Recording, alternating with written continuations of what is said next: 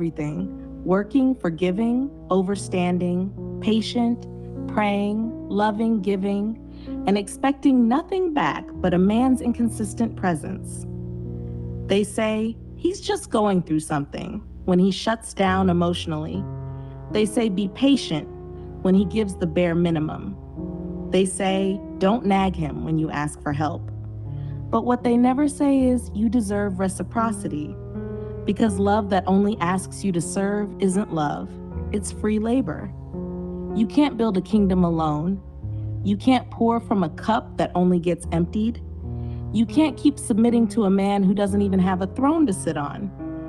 If he wants the treatment of a king, he has to bring the energy of one. See, a real king doesn't just take, he provides. He protects, he pours. He doesn't see your strength as competition. He sees it as compliment. He doesn't ask you to break yourself just to prove your loyalty. He builds with you, not on top of you. But too many of us have mistaken endurance for love.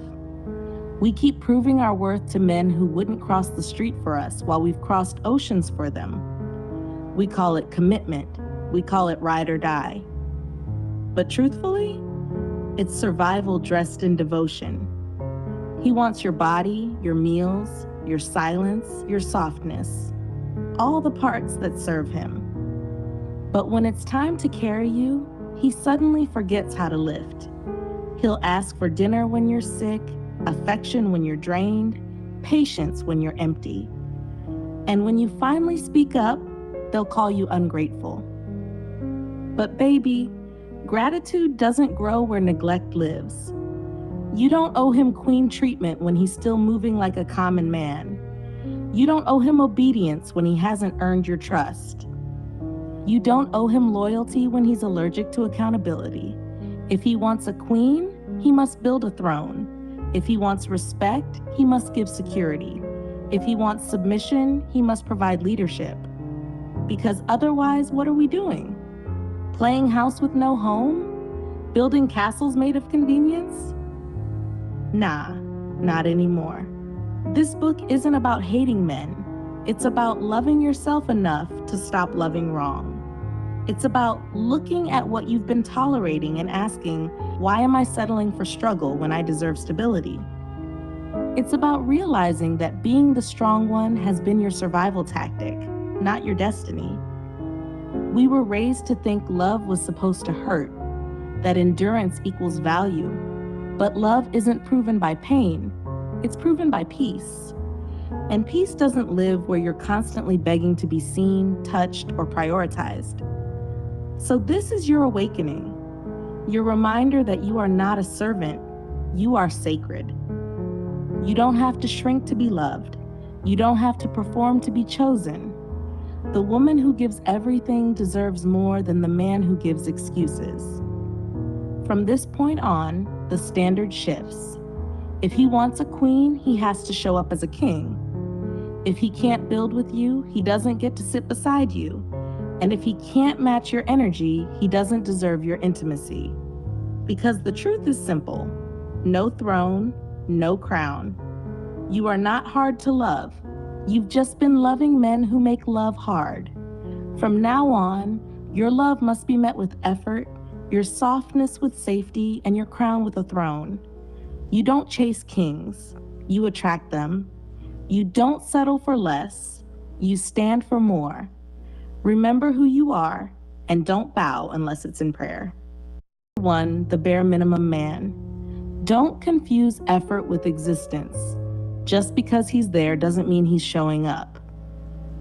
You ever notice how some men think presence equals participation? Like just breathing in your space is enough to count as effort. They'll sit on your couch, eat your food, drain your peace, and still look you dead in your eyes like you should be grateful they came home at all.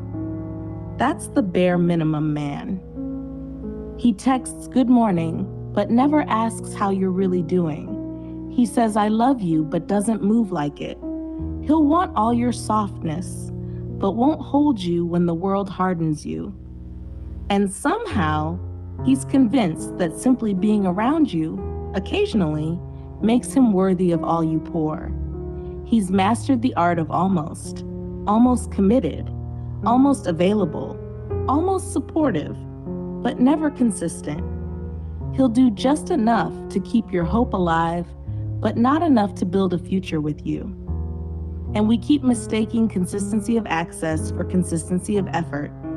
He doesn't love you. He just loves that you still answer the phone. You cook, clean, stretch yourself thin, and call it partnership. But what kind of partnership has only one person doing the work? You hold him down while he holds you back. You keep the lights on while he keeps you in the dark. And when you finally speak up, they'll say, "But he's trying." Trying what? Trying you? Let me be clear. A man doing what he should have been doing from the start is not a gift. It's the bare minimum. And the bare minimum is not enough for a woman who carries herself like a throne. Because here's the truth no one likes to say out loud. The bare minimum man survives off your empathy. He counts on your heart being too forgiving, your hope being too strong. He knows you'll rationalize his behavior because you believe in potential, and potential has been the downfall of too many queens. You keep thinking, if I just love him right, he'll rise. But baby, some men don't want to rise. They want to rest on your strength, in your space, off your energy. And you keep mistaking their comfort for connection. That's why so many women are tired but can't explain why. Because it's not just the chores or the bills, it's the invisible labor. It's the constant emotional work of making a man feel whole while he chips away at your pieces. It's the quiet disappointment of realizing you've built a home for someone who only wanted shelter, not partnership. And still, we stay. We stay because we've been taught that loneliness is worse than lack. We stay because we think love is supposed to be patient, even when it's painful. But patience without reciprocity is just punishment in disguise. You can't heal a man who's comfortable in his brokenness. You can't motivate someone who benefits from your exhaustion. And you can't keep saving a man who keeps setting the house on fire just to see if you'll put it out again. So stop giving wife treatment to a man who treats you like a placeholder. Stop cooking meals for someone who doesn't feed your spirit. Stop defending a man who won't even defend your dignity. He doesn't need another chance. He needs consequences. He doesn't need a sermon. He needs silence. And sometimes the most powerful thing you can do is nothing at all. Because the moment you stop showing up for the bare minimum, he'll realize what maximum looks like. He'll look around that quiet, peaceful space where your energy used to fill the air, and he'll finally understand what it cost him to lose a woman who gave everything. But by then, you'll be gone. And gone doesn't mean angry. Gone means healed. Gone means you stop negotiating with potential. Gone means you finally remembered that you deserve a throne, not a task list. So no, you're not asking for too much. You're just asking the wrong man. And when you stop tolerating crumbs, the feast appears. You are not hard to please. You've just been entertaining men who think effort is optional. The next time he calls you demanding, remember, standards only feel heavy to men who carry nothing. Never shrink your expectations to fit his limitations. The bare minimum will never be enough for a woman built for more. They told us submission was sacred. They forgot to mention it was supposed to be mutual. They love to preach submission when it benefits them, when it means silence for you and comfort for them, when it means you sacrifice your peace to protect their ego. They twist the word submission until it sounds like servitude, and they call it love. But submission without leadership isn't divine, it's deception. See, a real man doesn't demand submission, he earns it. He leads with direction, not domination. He builds trust, not fear. But somewhere along the way, they started selling us this half-baked version of biblical womanhood, a version that only applies to women, while men get to move however they please. We were told to submit even when we're hurting, to keep serving even when we're empty, to stay quiet even when we're unseen. And every time we break under the weight of it, they call us ungrateful, dramatic, or too emotional. But tell me, how can a woman stay soft when every day feels like survival? How can she keep giving when no one's pouring back? You can't pour peace into chaos and expect calm to come out. Submission was never supposed to mean servitude. It was supposed to mean partnership. Two people moving in sync, guided by respect. But too many men want queens to kneel while they still act like jesters. They want your loyalty without offering you leadership. They want your obedience without providing order. They want you to follow them into confusion and call it faith. But a man with no plan shouldn't be followed. He should be prayed for from a distance. Let's talk about how they use religion to manipulate. How they cherry-pick scriptures to keep you humble while they stay unhealed. They quote verses about wives submitting, but skip over the part about men loving their wives like Christ loved the church. Sacrificially, selflessly, completely. Because that part requires work, and the bare minimum man ain't built for labor that deep. They want submission from your body, but not your mind. They want your silence, not your wisdom. They want your comfort, not your counsel. And if you dare to speak up, they'll say, "You're not being feminine." But baby, femininity doesn't mean fragility. It means flow. It means grace and power coexisting. It means being rooted in love, but not losing yourself in it. It means understanding that submission is sacred, but only when it's mutual. Because a real king doesn't compete with his queen, he consults her. He doesn't silence her voice, he seeks her insight. He doesn't break her down, he builds her up. And if his leadership makes you smaller, that's not leadership, that's control. You were not born to be a man's shadow. You were born to be his reflection, his equal light. And if he can't stand beside you, he doesn't deserve to stand over you. They love a woman who prays, but hate when she prays for clarity. Because clarity exposes imbalance. It reveals the truth that some of these men aren't looking for partners, they're looking for employees. And they don't want a wife. They want a worker who smiles while she suffers. But God didn't design you to be a servant to a man's insecurity.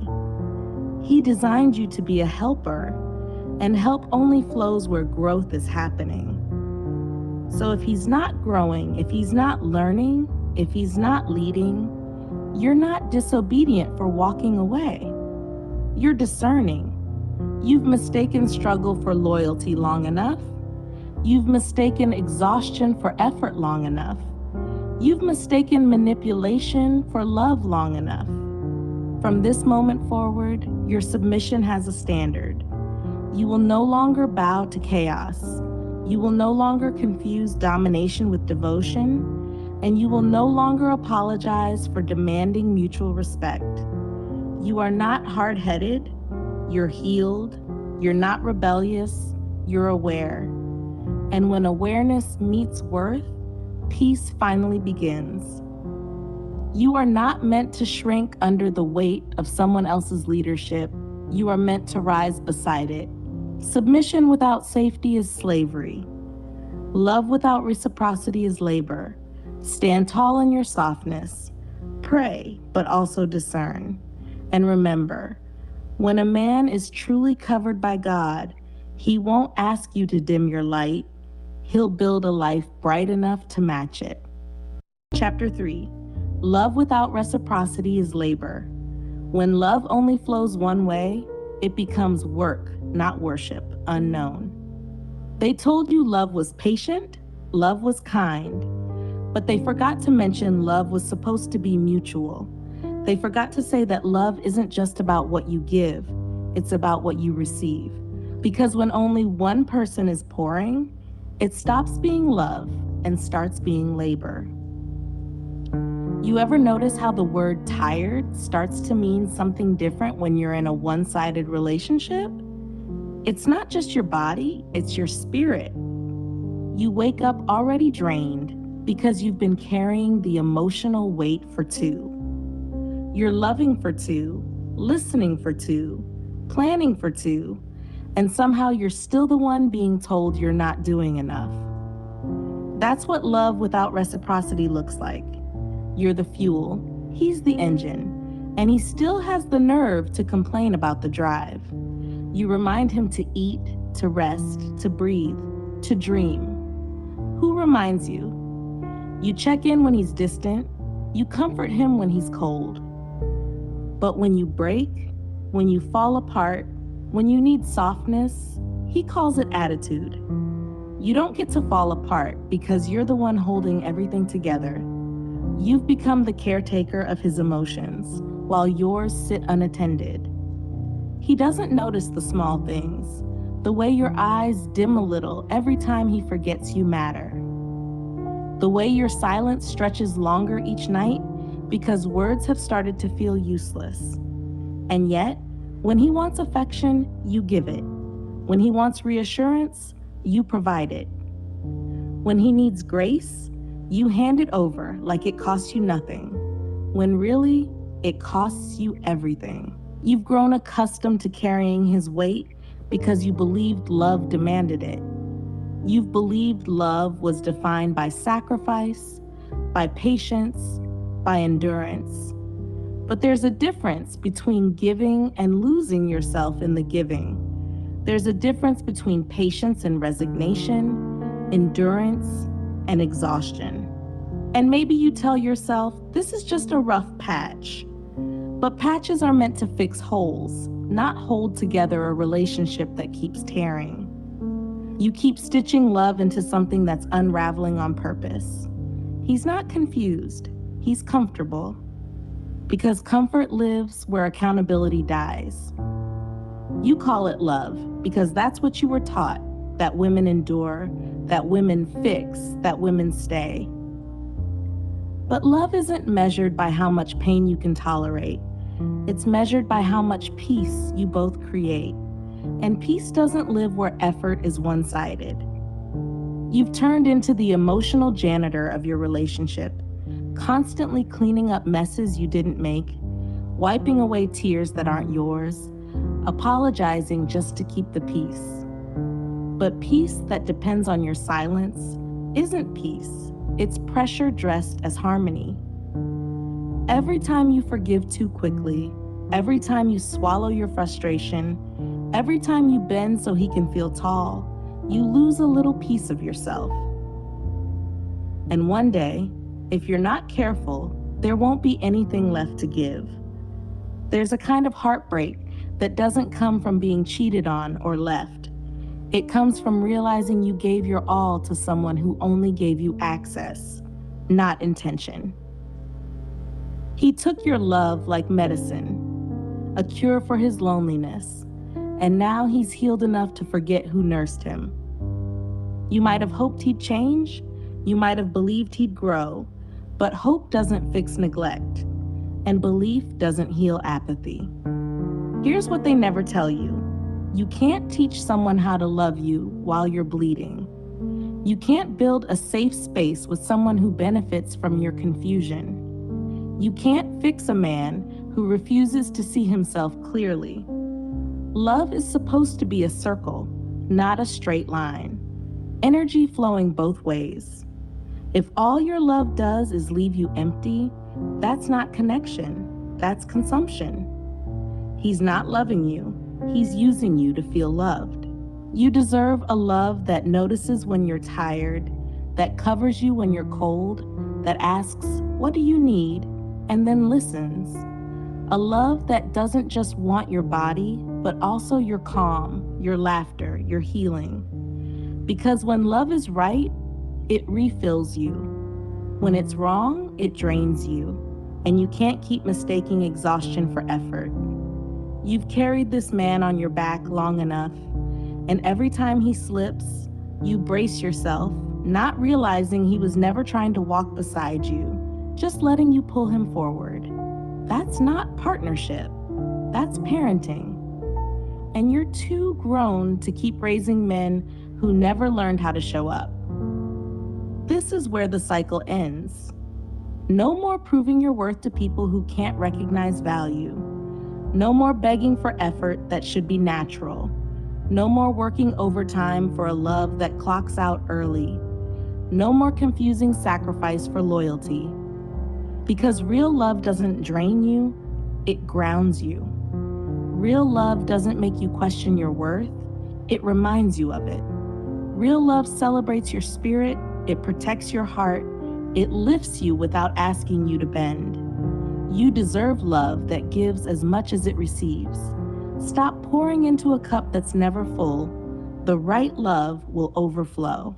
Chapter 4. Either he's a king or a coworker. A man can either be your partner or your project. He cannot be both. Unknown. Some women are still confusing maintenance for marriage. They're treating men like kings when all they are is coworkers, coexisting without commitment, without care, without loyalty. A king shows up. A king protects. A king builds with you. A coworker clocks in, does his job, leaves at the end of the day, and leaves you to clean up what he doesn't finish. It's simple. Either he's invested in your life as his queen, or he's invested in convenience as his coworker. But some women get tricked. They let a coworker wear the crown, and suddenly crumbs feel like royalty. A king doesn't ask you to shoulder his burdens and call it love. A king doesn't only show up when it benefits him or when it's convenient. A king meets you in the middle, even when the road is hard. A coworker asks you to meet him halfway while he never moves an inch. Think about it. How many times have you cooked for him after a long day, cleaned up after his mess, or given him intimacy while your heart was aching, only to realize he would never do the same for you? He expects you to sacrifice, but he won't sacrifice. He wants your time, your body, your energy, and in return, he gives minimal effort, empty promises, and excuses. A king doesn't need to demand, he leads with respect and care. A coworker will demand and still leave you feeling unseen. A king sees you on your worst day and makes you feel like you matter. A coworker sees you on your worst day and complains you're too much. Women have been taught to tolerate this because society said love requires endurance. But endurance is not love. Sacrifice is not proof. Walking 1,000 steps for a man who refuses to walk one for you is not romance. It's a rehearsal for heartbreak. You can't have both. You cannot give your all to someone who isn't willing to give his. You cannot build a kingdom with someone who only wants a cubicle in your life. He cannot be the king you deserve and the coworker you tolerate. He must be one or the other. If he's a king, he will show up when you're hurting, when you're tired, when life is messy. He will help carry the load, not add to it. He will celebrate your victories, share your struggles, and protect your peace. He will value you without being asked, honor you without hesitation, and love you without conditions. If he's a coworker, he will only do what's convenient. He will show up when it benefits him, leave when it's inconvenient, and expect you to keep working while he takes the breaks. He will make your efforts look normal, your patience look like weakness, and your loyalty feel optional. You deserve a king, not a coworker masquerading in a crown. You deserve someone who builds with you, not beside you while he scrolls through his phone. You deserve someone who meets your effort with equal effort, your love with true love, your loyalty with loyalty. Stop tolerating crumbs while waiting for a feast. Stop pretending half-assed effort is commitment. Stop convincing yourself he's a king because he says it. Watch what he does. A man may wear a crown, but if his actions don't match it, he's still a coworker. Your heart is too valuable to be a project. Your time is too precious to be a paycheck for someone else's convenience. Your love is too sacred to be used as labor. Recognize the difference. Respect yourself enough to demand a king, not a coworker. And if he can't show up fully, walk away with your crown intact, because you were born to reign, not to serve a man who won't step into his own kingdom. You deserve a man who shows up like a king, not one who treats you like a coworker. Never settle for less than the royalty you were born to be. Chapter 5: The Cost of Holding It Down. Carrying someone else's weight doesn't make you strong, it makes you exhausted. Unknown. You've been holding it down for so long, you barely remember what it feels like to just stand. The weight of his indifference, his apathy, his inability to show up fully, it's all been resting squarely on your shoulders. At first, it didn't feel heavy. Love disguised it as responsibility, as devotion, as proof of your loyalty. But the longer you carried him, the heavier it got. And now you're not just tired. You're broken in ways he could never notice because he was never meant to. You show up for his emotional storms while your skies have been gray for months. You clean up the chaos he leaves behind while ignoring the clutter in your own heart. You plan, provide, anticipate, nurture, and love. And you do it quietly, without recognition, because you've been taught that this is what love looks like. But here's the truth. Love isn't invisible. Love doesn't deplete you. Love doesn't make you question your value every day. When you hold it down for a man who doesn't notice, who doesn't reciprocate, who doesn't lead, you begin to lose yourself. Your laughter becomes lighter. Your joy becomes quieter. Your dreams take a back seat to someone else's convenience. You start apologizing for things that aren't yours to fix. You start excusing behavior that diminishes you. You start questioning whether your worth is tied to how much you can endure for him. And the silent grief sets in. No one sees the nights you've stayed awake worrying about him while your own body begged for rest. No one sees the tears you've swallowed to keep the peace while your heart quietly screamed. No one notices the small deaths you suffer daily, the ones that accumulate slowly, quietly, until they begin to define you. Burnout isn't loud. It isn't a dramatic moment. It's the quiet erosion of your soul, day after day, when your effort is constant and his contribution is absent. It's the frustration of giving and giving, only to realize that your love has been treated like labor, not devotion. It's the hollow ache in your chest that comes from seeing the same patterns repeat while hoping he will finally rise. Holding it down costs more than energy. It costs your self-respect, your boundaries, your sense of safety, and eventually your identity. You begin to measure your worth not by who you are, but by how much you can bear for someone else. And when you do this long enough, you start believing it's your responsibility to fix everything he cannot or will not. The resentment starts small, a flicker of anger when he doesn't thank you for staying up late to help him, when he takes your care for granted, when he complains about what you've done without seeing what you've sacrificed. But resentment grows. It festers in quiet moments, in long sighs, in the sharp edges of conversations that used to be soft. It turns into bitterness if left unchecked, and bitterness begins to seep into every corner of your life. You smile less freely, laugh less heartily, and love less openly, because the weight of carrying him has left scars. And still, you convince yourself this is love. You justify, rationalize, and hope. You tell yourself that if you work harder, sacrifice more, bend further, maybe, just maybe, he'll finally show up like he's supposed to. But hope cannot replace effort, and persistence cannot replace intention. The cost of holding it down is cumulative.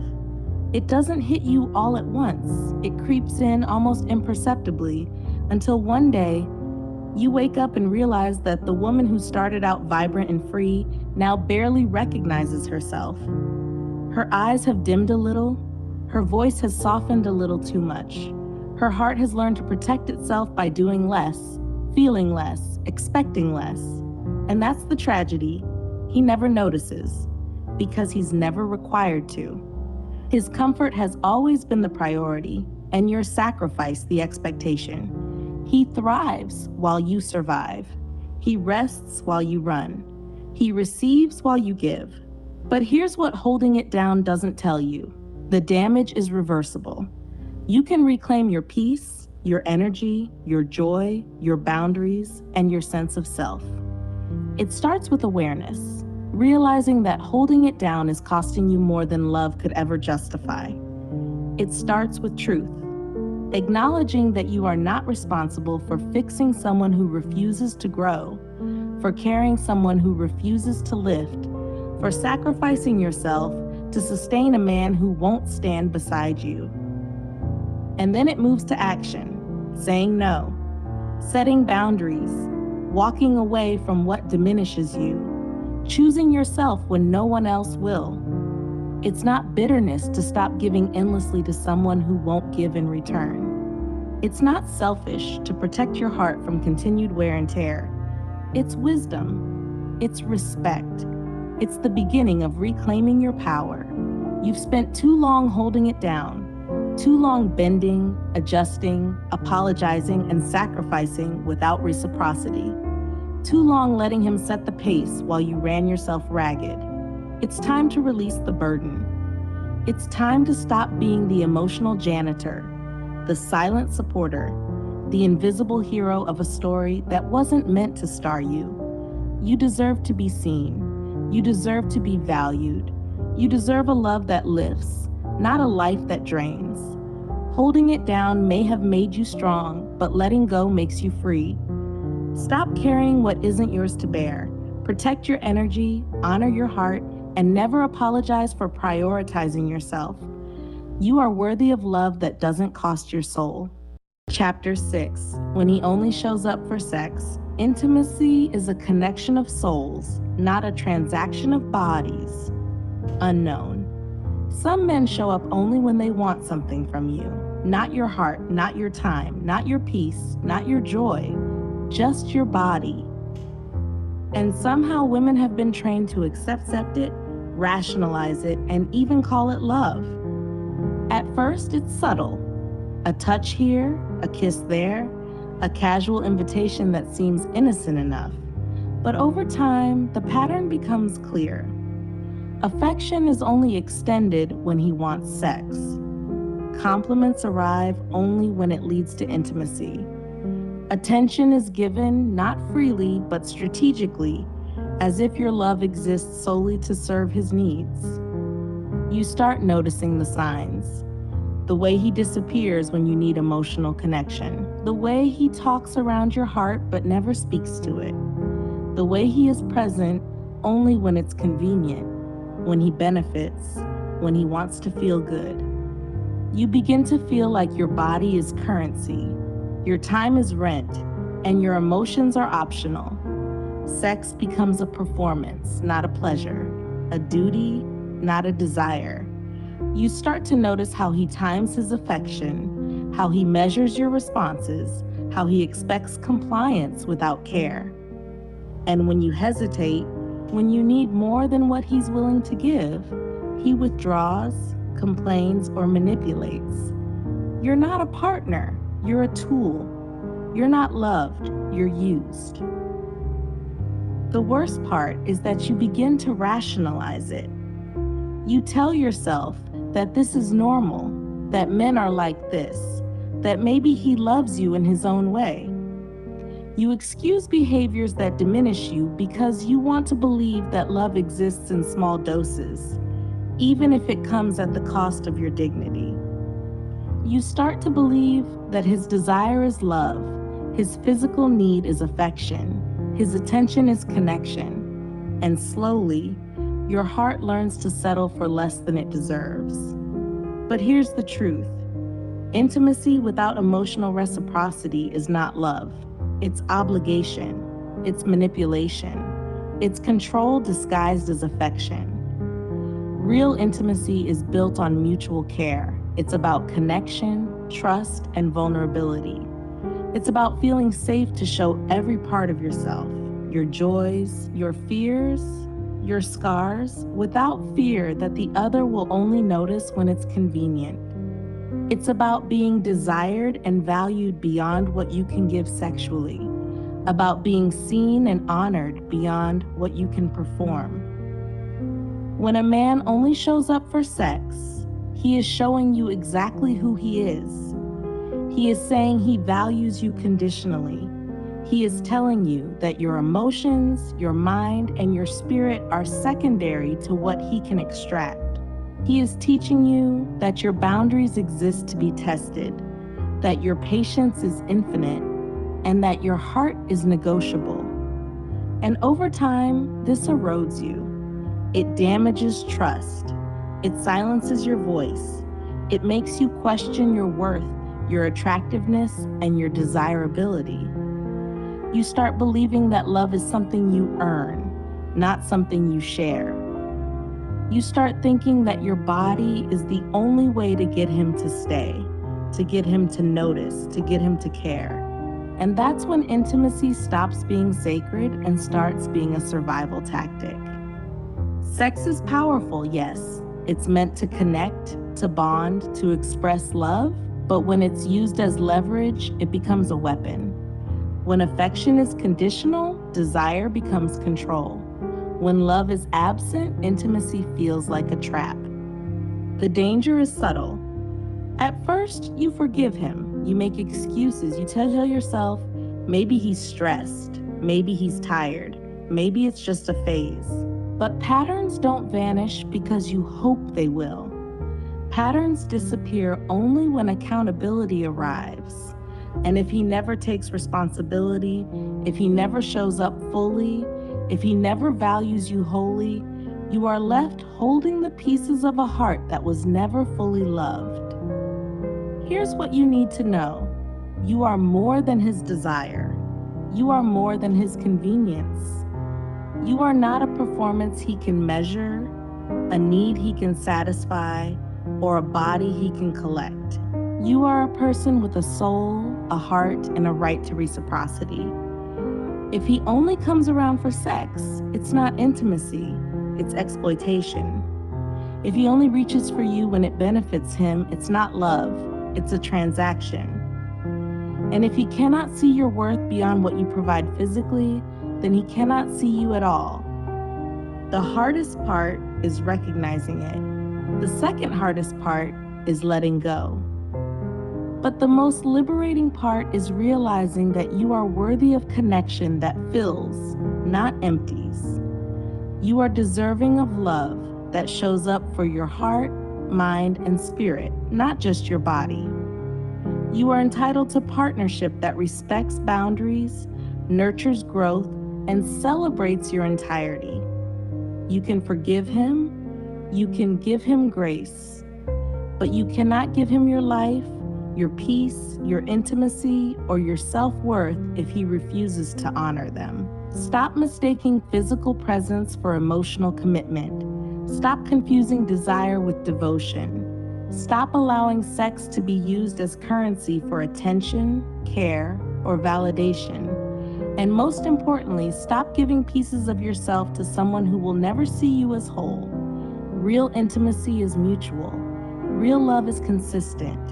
Real connection honors your heart, not just your body.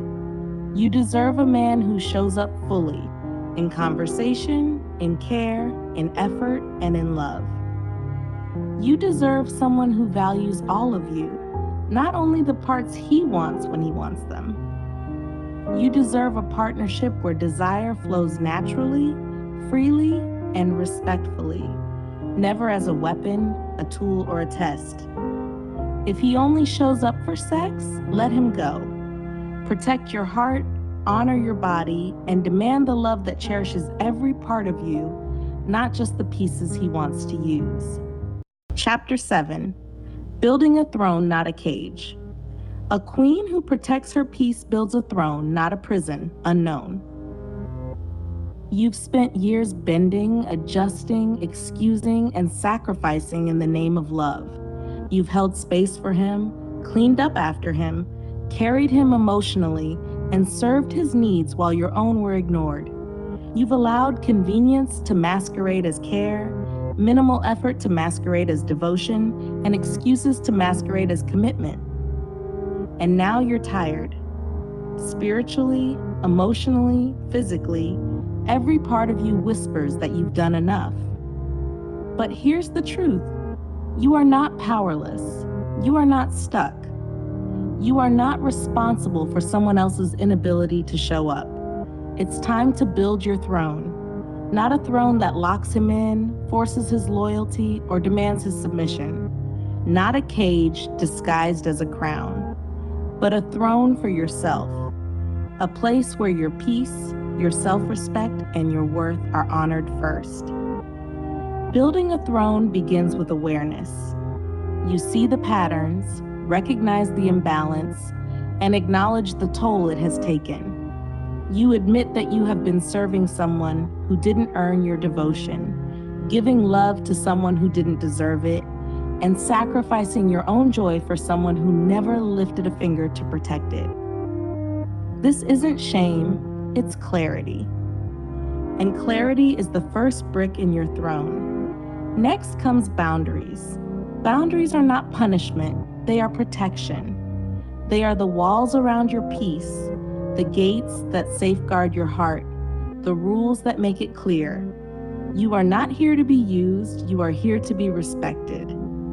You will no longer bend for someone who refuses to meet you halfway. You will no longer stay silent when your needs go unmet. You will no longer compromise your health, your spirit, or your dignity for the convenience of someone else.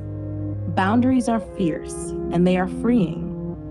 They teach him and everyone else that you are not optional, that your love is not a given, and that your worth is non-negotiable. And they teach you that you are allowed to prioritize yourself without guilt, fear, or apology. Self-worth is the next layer of your throne. It is the foundation upon which every boundary stands, every standard rests, and every decision is made. You remember who you are, what you deserve, and what it feels like to be treated as sacred. You no longer let him define your value. You no longer allow someone else's laziness, indifference, or disrespect to shape your self-esteem. You reclaim your power. You reclaim your joy. You reclaim your life. Standards are essential. A throne without standards is just a chair. You decide what behavior is acceptable. You decide how love should look, feel, and act. You decide the level of care, effort, and commitment you will accept. And you hold firm. Because a man who refuses to rise cannot sit beside you on your throne. He can only linger outside your gates, hoping for scraps. And this is where freedom comes in. A throne is not a trap. It is a sanctuary. It is a place where you can rest without fear, love without compromise, and exist without apology. It is a space where your heart can heal from the years of labor disguised as love. It is where you can breathe, laugh, and dream again without bending to someone else's convenience. Building your throne does not mean bitterness. It does not mean shutting off your heart forever. It does not mean expecting less from love. It means expecting more from yourself. It means choosing a life where your peace is prioritized, your heart is honored, and your love is reciprocated. It means understanding that being done with the men who could never be kings does not make you cruel. It makes you wise. You see, a throne is not just about protection, it's about elevation. It lifts you above the chaos, the disrespect, and the exhaustion. It reminds you that your worth is not contingent on anyone else's effort. It ensures that the love you give is given freely, safely, and with mutual respect. And when a man finally comes along who is worthy, your throne makes it impossible for him to settle for anything less than what you deserve. A throne built from clarity, boundaries, self-worth, and standards is powerful. It radiates confidence. It demands respect. It attracts the love that is consistent, intentional, and mutual. It repels those who are lazy, indifferent, or selfish. And here's the most important part. You do not need a man to complete your throne. You build it for yourself. You build it to honor your journey, your growth, and your heart. You build it so that when the right partner arrives, he arrives to stand beside a queen, not to sit on a chair you've been bending for him to occupy. You've been a maid in someone else's mansion for too long. You've served, excused, and sacrificed to maintain a structure you didn't design. Now it's time to be the architect of your own life. Time to craft a kingdom where love doesn't come at the cost of your peace. Time to demand the respect, care, and partnership that you have always deserved. Your throne is your boundaries. Your throne is your standards. Your throne is your self-worth. Your throne is your choice to prioritize yourself over convenience. And the woman who builds her throne does not settle. She does not compromise. She does not bend. She sits with grace, strength, and clarity. She invites only those who match her energy, her effort, and her love, and everything else falls away. Build your throne, not a cage. Protect your peace, honor your worth, and never allow anyone to occupy a seat they did not earn. A queen who knows her value will never settle for less. Chapter 8, The New Standard, Partnership, Not Performance. A relationship is not a stage for performance. It's a home for two hearts to grow together. Unknown. You've been through it all. The one-sided love, the labor disguised as devotion, the constant cycle of giving without receiving. You've carried the weight of someone else's comfort, patched up emotional holes that weren't yours to fix, and stretched yourself thin to make a relationship survive that was never designed to.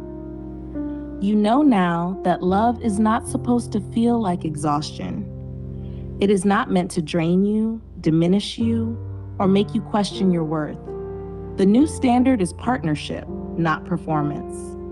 It is a choice to step into relationships where effort is mutual, care is consistent, and presence is intentional.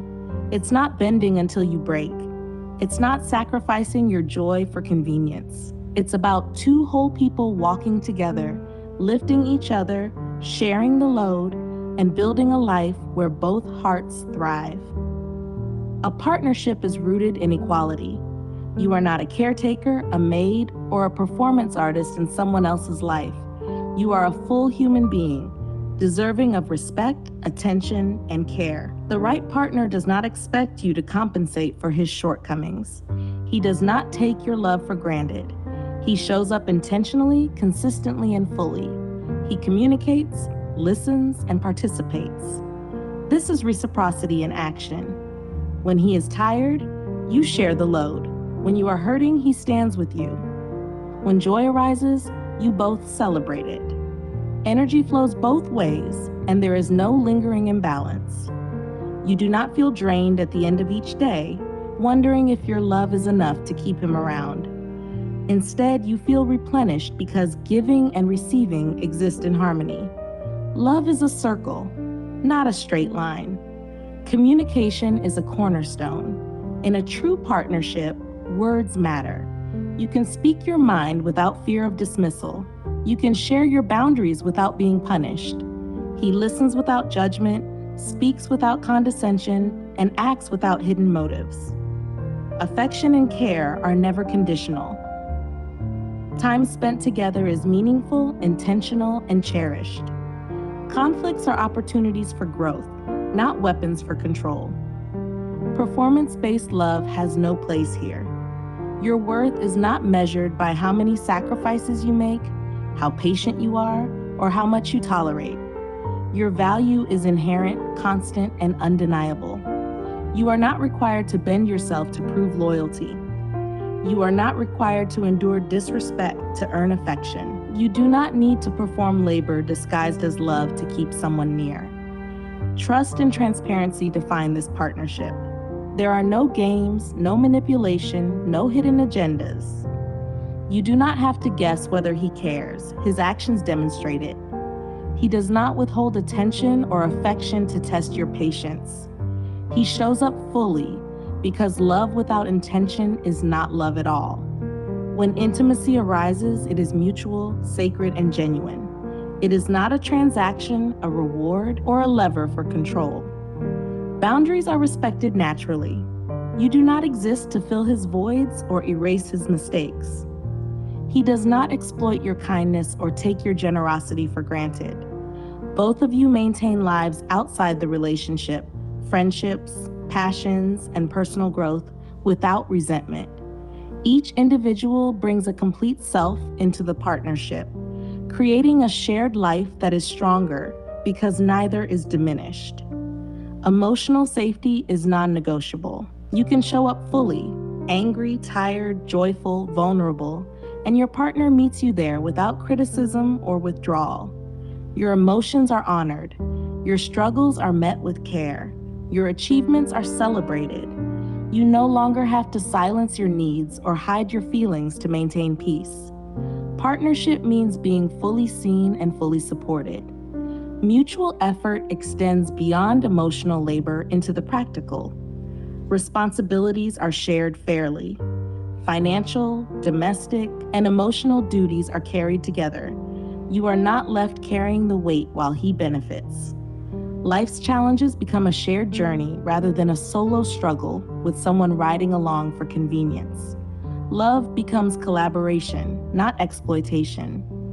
Intimacy, physical and emotional, is never transactional.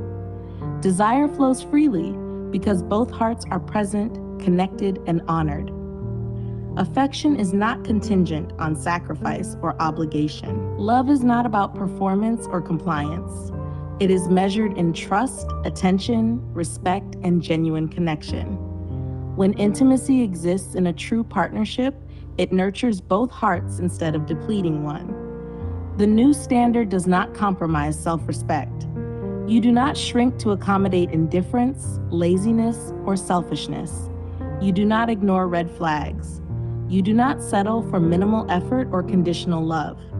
You know your worth, and you refuse to tolerate less. You choose a relationship that elevates, nurtures, and honors the entirety of who you are. Empowerment comes with clarity. You recognize the signs of imbalance early. You act decisively to protect your heart. You refuse to mistake presence for commitment, desire for devotion, or patience for permission to endure neglect. You understand that love is not measured by what you can tolerate, but by the consistency, respect, and intention that both partners bring to the table. When the right partner arrives, he matches your heart, your effort, and your integrity. He does not demand your labor without contribution. He does not test your limits or manipulate your emotions. He walks beside you, not behind, not ahead, but with you. Love is a dance, not a chore. Partnership is a home, not a performance. Your life, your love, your heart, all deserve this standard. No more one-sided devotion. No more conditional care. No more performances that leave you exhausted and unseen. You deserve a love that is intentional, consistent, and mutual. You deserve to walk alongside someone who elevates your life instead of consuming it. The future you create for yourself starts now. The love you demand is the love you deserve. The relationship you build is a reflection of your worth. Once you stop settling for less, once you refuse to tolerate imbalance, once you insist on reciprocity, your life transforms. The right man does not take your effort for granted. The right man does not use your love as labor. The right man does not settle for convenience. He rises to meet you, builds with you, and loves you fully. This is the new standard. This is the life you are entitled to. Partnership, not performance. Respect, not obligation. Effort, not expectation. Love, not labor. Demand the love that honors all of you, your heart, your mind, your body, and your soul. Protect your peace. Stand in your worth. Never settle for a performance when you deserve a partnership that is unwavering, mutual, and empowering. Conclusion: he wants a wife but won't be a husband. You've walked through the truth. Every pattern, every sacrifice, every tear, every moment you gave more than you received. You've seen men who demanded your labor disguised as love, who took without giving, who expected devotion without showing it. You've carried the weight of relationships that drained you, left you questioning your worth, and made you feel like loving was work instead of joy. But now you see clearly. You feel it deep in your bones. Love is not supposed to feel like exhaustion. It is not meant to leave you hollow, questioning or second-guessing your value. Love is a circle, not a straight line. It is reciprocity, care, respect, and presence, all of it flowing both ways. You've learned the cost of giving to someone who refuses to meet you halfway. You've learned that patience and tolerance do not replace accountability. You've learned that compromise should never come at the expense of your peace, your dreams, or your self-worth. And now you are ready to demand something different, something better, something you have always deserved. This is your awakening. You deserve a love that sees you, every part of you, not just the pieces he wants when he wants them. You deserve a man who chooses you when it is inconvenient, when it is hard, when it requires effort. You deserve partnership, not performance. You deserve to be cherished, protected, and celebrated.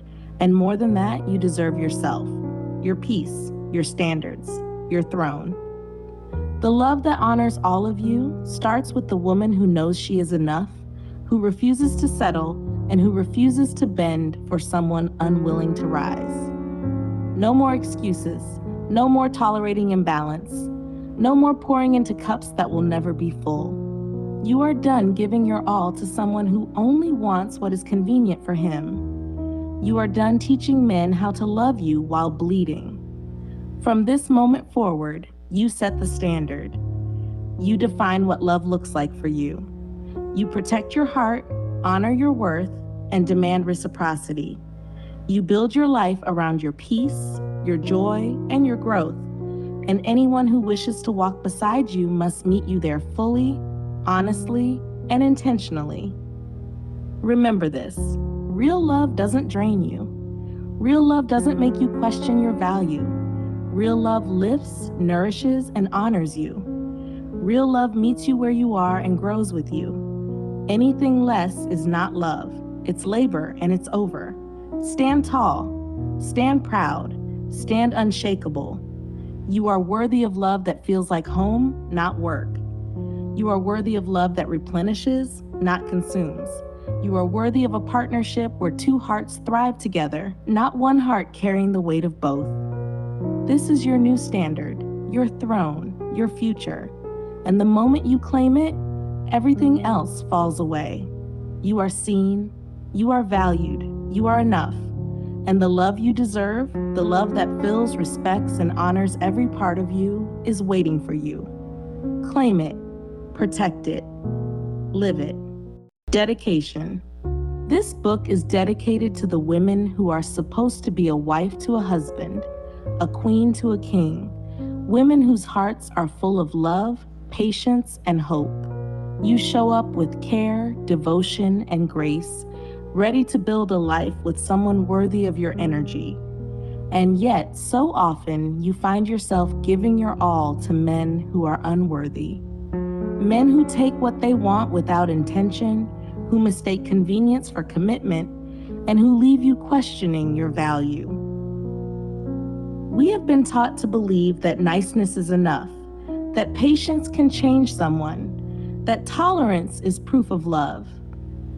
But too often, what feels like kindness, what we call patience, what we endure in silence, becomes a prison of pain and subtle torture. We confuse compromise for love, sacrifice for devotion, and labor for intimacy. We allow our hearts to be tested by men who cannot or will not rise to meet us. This dedication is for the women who are ready to see clearly, who are ready to break the cycle, who are ready to stop giving their all to someone who doesn't deserve it. You are not weak for loving too much. You are strong for recognizing when love is one-sided. You are brave for deciding to demand reciprocity, respect, and care. You are a queen, and your throne should never be shared with someone unwilling to stand beside you as a king. Know this: there are men out there who do not follow trends or fads, men whose hearts are genuine, whose intentions are clear, and whose love is full. There are men who will meet you in partnership, who will nurture your soul, who will celebrate your strength and match your effort. You do not have to settle. You do not have to lower your standards. You do not have to give your love to someone unworthy. This book is for you, the women who are learning to protect their hearts, honor their worth, and claim the love they truly deserve. May it remind you that your energy, your peace, and your love are priceless. May it empower you to stand firm, to demand partnership, and to embrace a love that lifts rather than drains. Break the cycle. Stand in your power. Sit on your throne. And when the right man arrives, one who loves with integrity, intention, and reciprocity, you will know that every lesson, every tear, and every moment of strength has led you to him. To the women who are queens in every sense of the word,